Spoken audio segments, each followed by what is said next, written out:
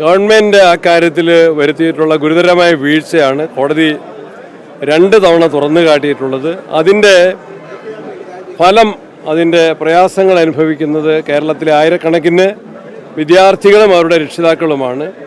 സർക്കാർ അതിന് ഉത്തരവാദിത്തം ഏറ്റെടുത്തുകൊണ്ട് ആവശ്യമായ നടപടികൾ സ്വീകരിക്കണം. കുട്ടികളുടെ ഭാവി രക്ഷിക്കണം, സംരക്ഷിക്കണം. നിരവധി ആളുകൾ ഞങ്ങളെ ബന്ധപ്പെടുന്നുണ്ട്. അത് പ്രതിപക്ഷം ഒറ്റക്കെട്ടായിട്ട് ആവശ്യപ്പെടുകയാണ്. വീഴ്ച സംബന്ധിച്ച് പരിഹാരം ഉണ്ടാക്കണം.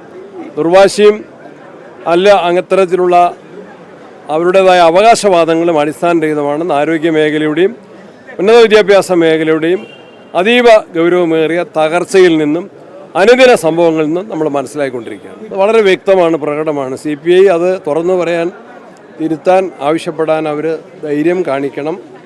ജനങ്ങളുടെ പ്രതിസന്ധി അകപ്പെട്ടിട്ടുള്ള വിദ്യാർത്ഥികളുടെയും രക്ഷിതാക്കളുടെയും ഭാഗത്താണ് പ്രതിപക്ഷം നിൽക്കുന്നത്.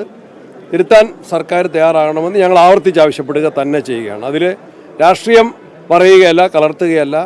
ഈ പ്രതിസന്ധിക്ക് ഉത്തരവാദി സർക്കാർ തന്നെയാണ്. അവരുടെ അവകാശവാദങ്ങൾ ഒന്നൊന്നായിട്ട് ഒളിഞ്ഞുകൊണ്ടിരിക്കുന്നു.